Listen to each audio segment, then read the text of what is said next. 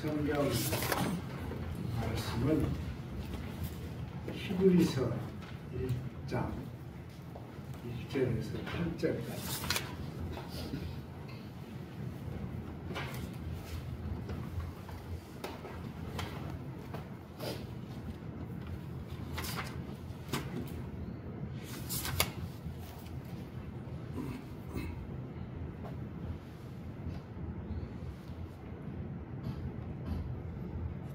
함께 운동하시겠습니다.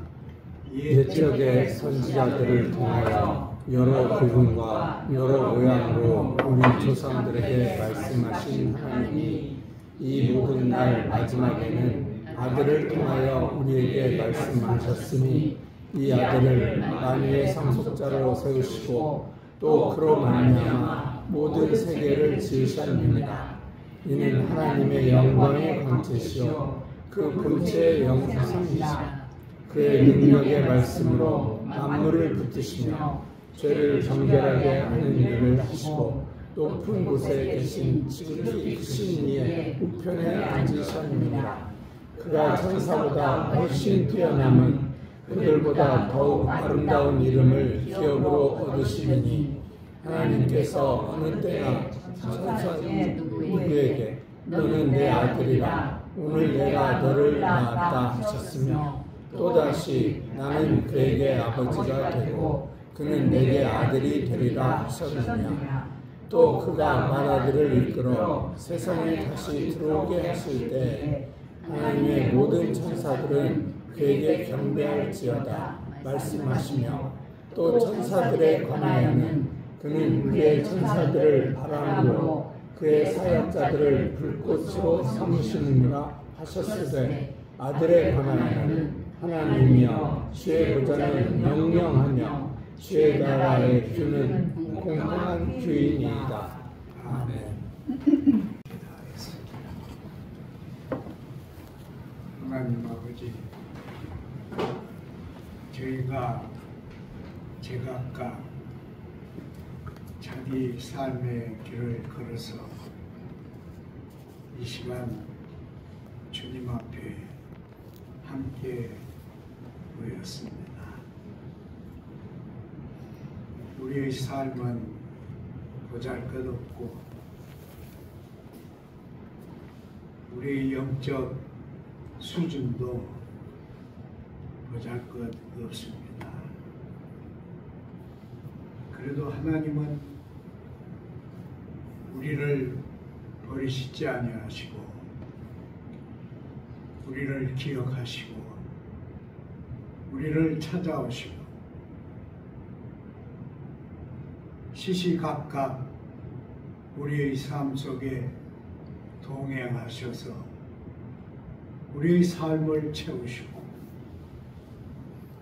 우리 존재 자체가 주님 안에 이루어지게 인도하심을 생각할 때 무엇으로 감사와 영광을 다 표현하겠나이까.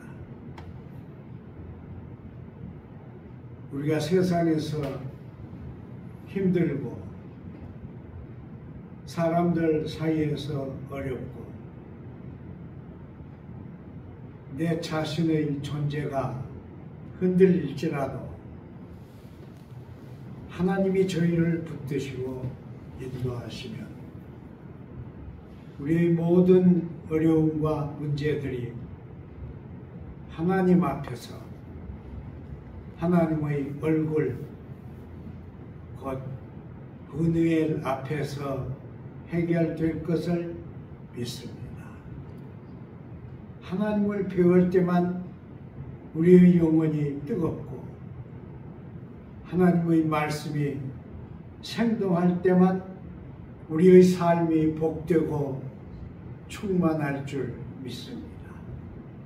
이런 삶을 이루기 위해서 하나님의 말씀을 듣고 주님과 동행하는 우리 각자가 되도록 인도하여 주옵소서. 주님의 말씀을 듣는 시간에 주님이 저희를 차지하시고 저희를 다스리시고 저희와 함께하여 주옵소서. 예수님 이름으로 기도드리나이다. 아멘. 제 친구 한 사람이요, 미국에 가서 목회를 했는데요, 요 전에 만났더니 이제 자기가 할 일은 아무것도 없고 히브리서를 연구를 해야겠다 그러더라고요. 그래서 깜짝 놀랐어요. 아니 일생 동안 목표를 했는데 히브리서를 연구하겠다고? 그래서 무슨 말인가 하고 기다렸더니 자기는 다른 성경을 상당히 잘 안다고 생각하고 목표를 했는데 이 근래에 와서 히브리서의 특징을 깨달았다는 거예요. 그래서 지금 늦기는 했지만은 열심히 히브리서를 연구를 하고 있다. 그래서 저도 감동을 받았습니다.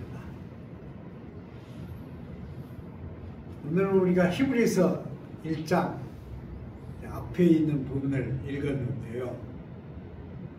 그냥 읽으면 이건 그냥 쓴 글이다 그렇게 생각하기 쉬워요. 그런데 잘 보시면요, 이 말씀은 혁명적인 말씀입니다. 아마 제 자신도 이 혁명적인 내용을 온전하게 깨닫지 못할 거예요. 아마 우리 교인들도 그러시리라고 생각을 합니다. 한번 더 우리가 깊이 생각해야겠다 그랬는데요. 먼저 저는 이 히브리서를 쓴 사람은 제사장 중에 한 사람이었다. 그런데 예루살렘 성전을 중심한 제사장 그룹에는 들지 못했고 거기서 제외된 어떤 제사장, 그러나 마음속에는 하나님을 지극히 사랑하는, 마치 예수님이 태어났을 때 성전에서 예수님을 기다리던 그런 사람들 같이 하나님을 지극히 사랑한 그런 제사장이었을 것이다 그렇게 생각합니다. 그런데 그러니까 그는 유대교인이죠. 유대교인이고 제사장이죠. 그런데 그가 예수에 대한 걸 알게 되었어요. 예수님을 따라다녔는지는 알 수 없죠. 아마 제사장이었다면 예수님이 지상에 계실 때 예수님을 따라다니지는 못했을 것입니다. 먼 데서 예수님을 바라보고 예수님에 대한 얘기를 계속 듣고 그리고 자기들이 믿어온 야훼 신앙을 반성하고 그랬을 거라고 생각합니다. 그런데 예수님이 십자가에 달렸잖아요. 그것도 누구나 뻔히 다 아는 대로 예루살렘 성전 제사장들이 앞장서서 대제사장이 외국 힘을 빌려가지고 예수를 십자가에 달아 죽었잖아요. 그런데 이렇게 온갖 힘을 다해서 죽인 예수가 부활했어요. 살아났어요. 그래서 제자들을 만나고 의기소침했던 제자들이 다 일어서게 됐습니다. 그걸 아마 봤을 거예요. 먼 데서 봤을 거예요. 그래서 예수가 정말 부활했는가 쫓아다녔을 거예요. 부활의 현장, 그 부활 실제, 부활에 대한 증언, 그리고 부활에 대한 초기 교회의 이야기들을 열심히 취합하고 들었을 것이라고 생각합니다. 그러면서 자기의 신앙이 잘못되었다. 이스라엘 백성이 믿고 있는 이 신앙, 죄를 지으면 예루살렘 성전에서 제물을 태워 바치고 그러면 죄를 용서받는 이 신앙, 이것은 잘못됐다 하는 걸 깊이 깨닫게 되었으리라고 믿습니다. 그러니까 아마 자기 생애 마지막 부분이었지 않을까 그렇게 생각하는데, 그 시점에서 이 사람은 자기 신앙이 잘못된 것을 깨닫게 된 것입니다. 그래서 이 글을 쓰기 시작했어요. 그래서 이 앞에 부분도 그런 내용입니다. 그래서 하나님의 아들에 대한 얘기, 이는 하나님의 아들이다. 야훼의 아들이다. 야훼의 아들이란 말은 구약 성경에는 없습니다. 그리고 그런 신앙은 유대교 신앙에는 없어요.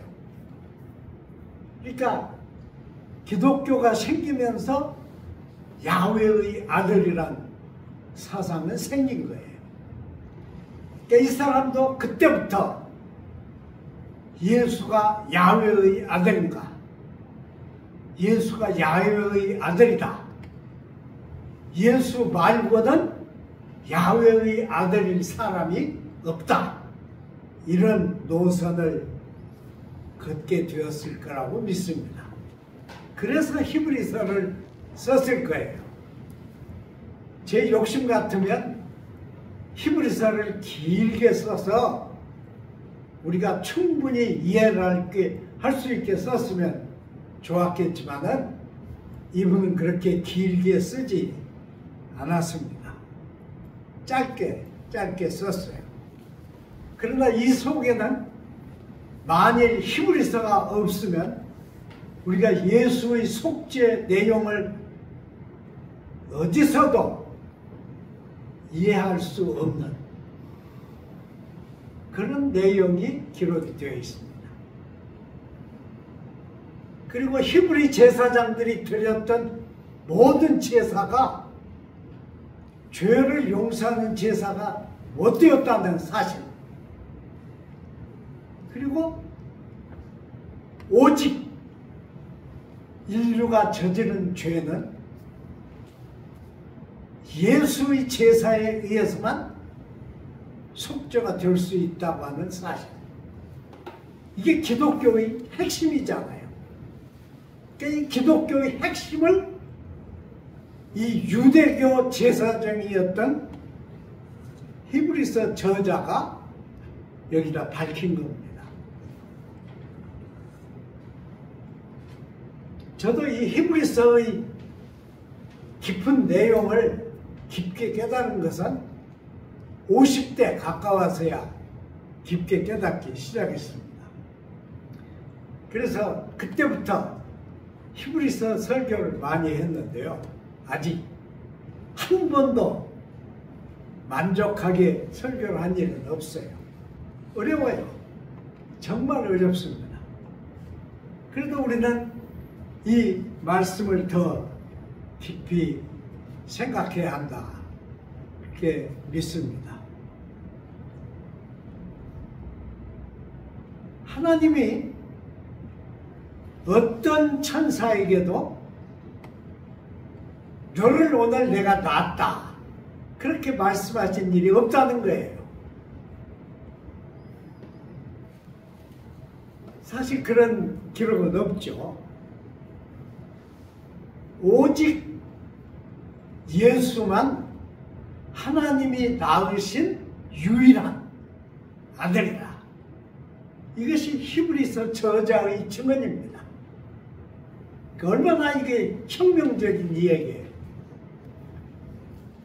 이 히브리서가 없으면 우리는 그런 말의 깊이를 이해를 못하게 됩니다. 그런데 이분은 이렇게 썼어요.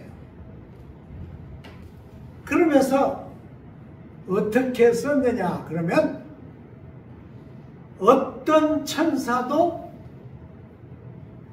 하나님의 아들로 인정된 사람이 없다. 그렇게 했어요. 그리고 모세도 하나님의 아들로 인정되지는 않았다. 그래서 모세는 아주 충성된 모든 히브리인들이 생각한 대로 지상에서 가장 충성된 하나님의 종이지만은 모세는 하나님의 집을 맡은 자로서 충성했고 예수는 하나님의 집 주인으로서 아들이다.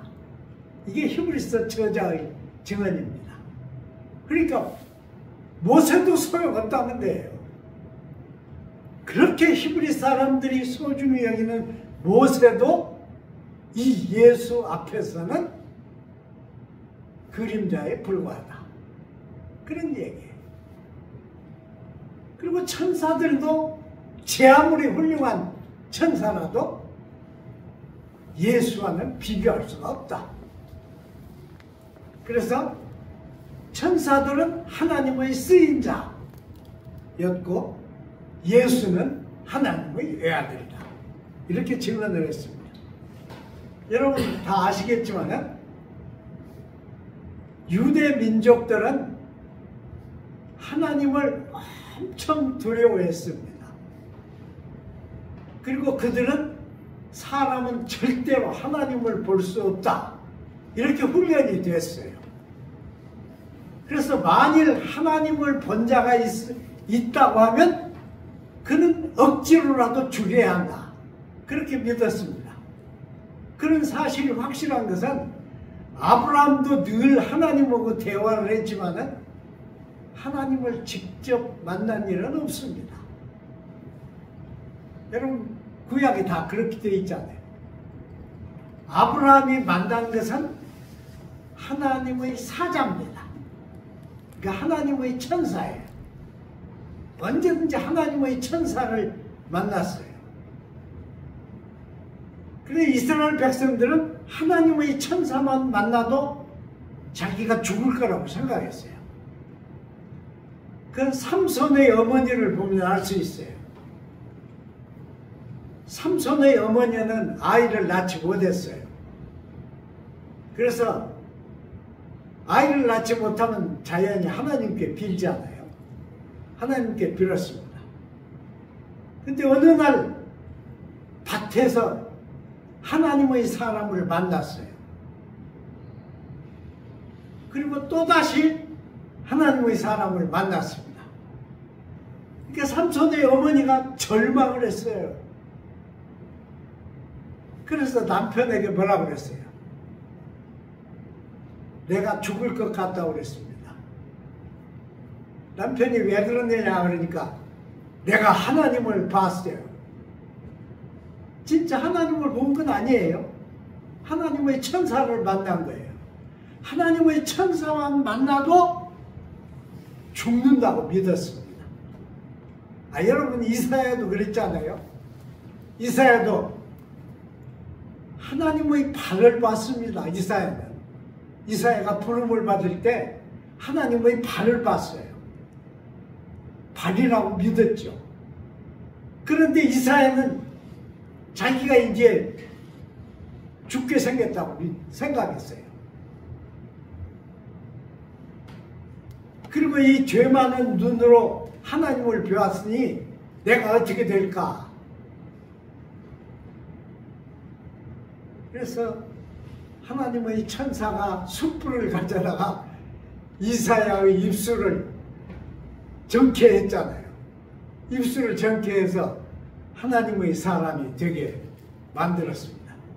그러니까 아무도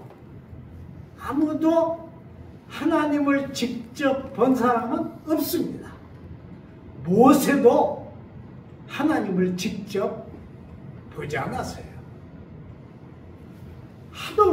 모세가 하도 답답해서 만일 내가 이스라엘 백성을 데리고 조상들에게 약속한 땅으로 들어갈 수 있다면 하나님의 얼굴을 한 번만 보게 해달라고 사정을 했어요.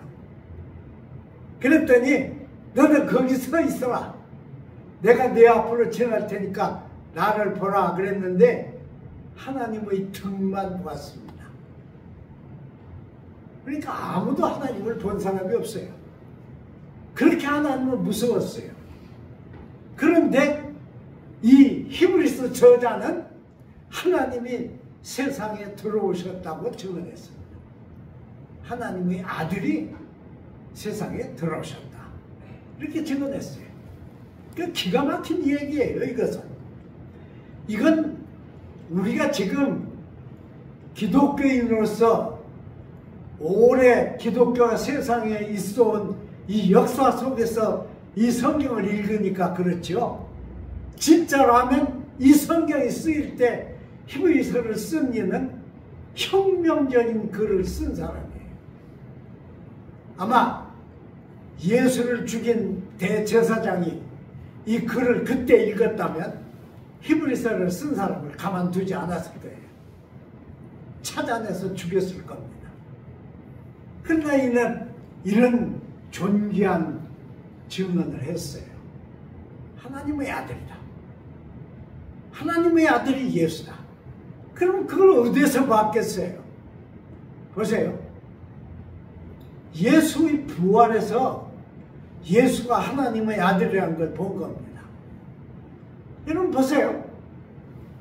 아브라함같이 위대한 인물도 죽음으로 끝났습니다.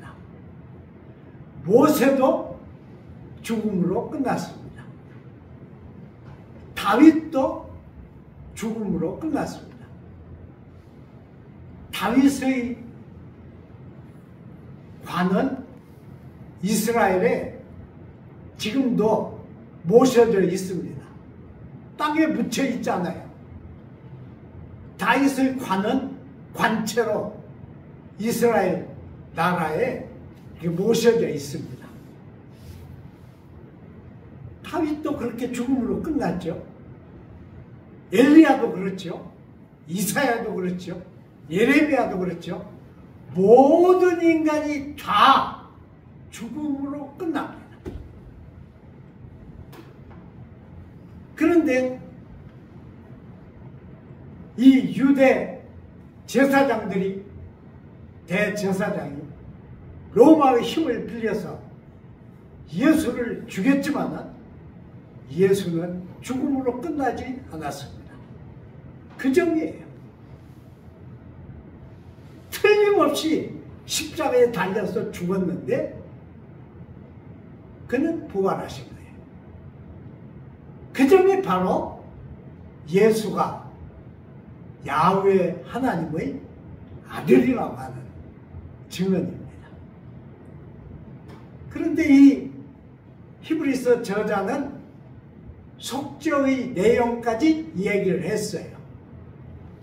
그러나 그 후에 우리 보통 신자들이 어떻게 하나님의 아들들이 되는가 하는 것은 얘기를 하지 못했습니다.